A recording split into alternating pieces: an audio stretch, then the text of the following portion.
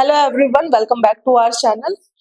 As we all know, India में private medical colleges की जो फीस है वो इतनी ज़्यादा होती है कि मिडिल क्लास फैमिली उसको अफोर्ड नहीं कर सकती है। बट यही अगर मैं बात करूं एमबीबीएस इन अब्रॉड की, तो there are so many countries out there जो कि कम बजट में आपको 6 साल का एमबीबीएस कोर्स कंप्लीट करवाती है। एट द सेम टाइम वहाँ की डिग्री इंडिया में वैलिड भी होती है, जैसे कि Kazakhstan, Russia, Uzbekistan, Tajikistan, Kyrgyzstan, Armenia, Georgia, Nepal, Bangladesh, बहुत सारी ऐसी कंट्रीज हैं जो कि एमबीबीएस का कोर्स कंप्लीट करवाती हैं। बट यहाँ पे इंडियन स्टूडेंट्स को प्रॉब्लम तब आती है जब वो किसी दो कंट्रीज के बीच में कंफ्यूज हो जाते हैं। इस वीडियो में मैं दो कंट्रीज को कंपेयर करने वाली हूँ। पहली कंट्री होगी रशिया एंड दूसरी कंट्री होगी कजाकिस्तान। बच्चे जनरली इन दो कंट्रीज के बीच में कंफ्यूज होते हैं।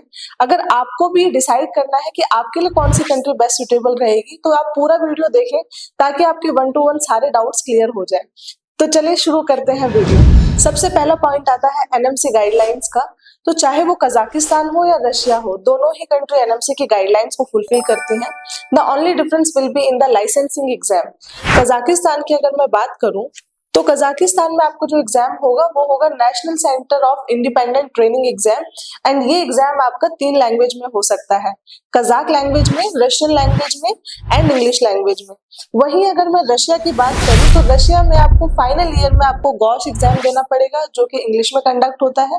जब आप अपना गॉश का एग्जाम पास कर लेंगे, उसके बाद आपको देना होगा एक्रीडिटेशन एग्जामिनेशन, जो कि आपका लाइसेंसिंग एग्जाम होगा। एंड यहाँ पे जो आपका लाइसेंसिंग एग्जाम होगा वो रशियन लैंग्वेज में होगा। So the only difference is कि आपका जो मीडियम ऑफ एग्जामिनेशन रहेगा उसमें डिफरेंस रहेगा। इसीलिए अगर आप रशिया जाएंगे तो आपको from the very first year Russian language पे बहुत फोकस्ड होकर पढ़ाई करनी पड़ेगी।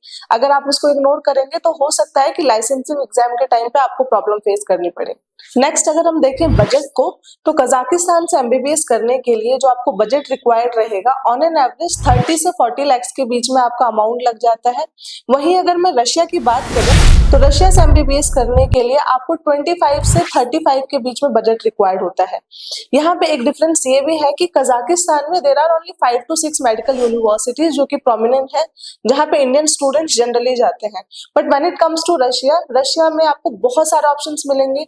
मोर देन 40 यूनिवर्सिटीज हैं जो कि मेडिकल कोर्स प्रोवाइड करती है, एंड जहाँ पे इंडियन स्टूडेंट्स ऑलरेडी जाके पढ़कर आए हैं वापस। तो अगर आप मल्टीपल ऑप्शंस देखना चाहते हैं तो आप रशिया को देख सकते हैं, और अगर आपको कजाकिस्तान जाना है तो जो टॉप 5 यूनिवर्सिटीज हैं उनमें ही आपको जाना चाहिए। Next point is regarding FMG passing rate.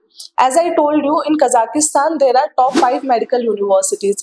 अगर उनकी मैं एफएमजी पासिंग रेट की बात करूं तो ऑन एन एवरेज वो 30 से 40 के बीच में रहती है। बट वहीं अगर मैं रशिया की बात करूं, तो रशिया की कुछ ऐसी टॉप रैंक्ड यूनिवर्सिटीज हैं जिनका पासिंग रेट 100% भी रहा है, और बहुत सारी ऐसी यूनिवर्सिटीज भी हैं जिनका पासिंग रेट 20, 30, 40% रहा है। So it completely depends on the university to university. Before choosing आप प्रीवियस ईयर का एफएमजी पासिंग रेट चेक कर सकते हैं, देन यू कैन डिसाइड कि आपको किस यूनिवर्सिटी में जाना है। डिस्टेंस की अगर हम बात करें, तो कजाकिस्तान का जो कैपिटल है अस्ताना सिटी, अगर आप दिल्ली टू अस्ताना फ्लाइट लेते हैं तो आपको जो डिस्टेंस पड़ेगा वो 2500 किलोमीटर्स के आसपास पड़ता है। वहीं अगर हम रशिया की बात करें, तो दिल्ली टू मॉस्को का जो डिस्टेंस है वो है 4500 किलोमीटर्स के around.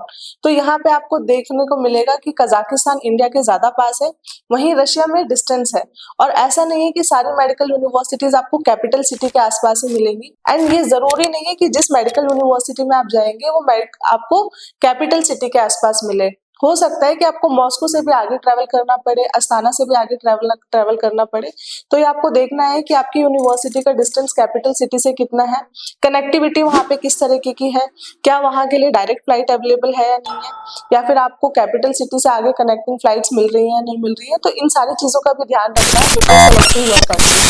Another important point is climatic condition. ये बहुत इंपॉर्टेंट पॉइंट होता है कि जब भी बात आती है अब्रॉड से एमबीबीएस करने की, सबसे पहले यही क्वेश्चन आता है कि वहां पे बहुत ज्यादा ठंड होने वाली है, क्या हम वहां पे सरवाइव कर पाएंगे कि नहीं कर पाएंगे। तो अगर मैं बात करूं कजाकिस्तान एंड रशिया की, तो दोनों ही जगह आपको ऑलमोस्ट सिमिलर टेम्परेचर देखने को मिलेगा। बट यस, आपको अपनी यूनिवर्सिटी वाइजली सेलेक्ट करनी है, बिकॉज रशिया का बहुत सारा ऐसा पार्ट है जहाँ पे बहुत ज्यादा ठंड पड़ती है, एक्सट्रीम लेवल की ठंड पड़ती है, -40, -50 तक भी जाती है। तो इसी वजह से आपको अपनी यूनिवर्सिटी यूनिवर्सिटी वाइसली सेलेक्ट करनी है, और एल्स अगर मैं दोनों कंट्रीज के टेम्परेचर वेरिएशन की बात करूं तो आपको ऑलमोस्ट सिमिलर टेम्परेचर मिलेगा, टेम्परेचर के बेसिस पे आपको कोई भी डिफरेंस नहीं मिलेगा। एंड अगर मैं यहाँ पे कंट्री स्टेटस की बात करूं तो Russia is well developed country and Kazakhstan is under developing country and it's an emerging economy. तो अगर यहाँ पे हम इंफ्रास्ट्रक्चर देखें तो ऑब्वियसली आपको रशिया का इंफ्रास्ट्रक्चर ज्यादा अच्छा मिलेगा as compare to Kazakhstan, but there are all the facilities in Kazakhstan medical universities also, but फिर भी अगर मैं कंपेरिजन करके बताऊं तो Russia is better when it comes to infrastructure. These are all the points which you should consider before selecting your country, because it's a long journey. It's a journey of 6 years and you have to select your country very wisely, because once you will select your country, you cannot take transfer, you cannot change your country, because according to the NMC guidelines, जहाँ पे भी आपने admission लिया है वहीं से आपको अपना MBBS कोर्स कंप्लीट कर कर आना है. So choose your country wisely, and if you are having any doubt regarding choosing your country, you can contact Insure Education. Thank you for watching my video.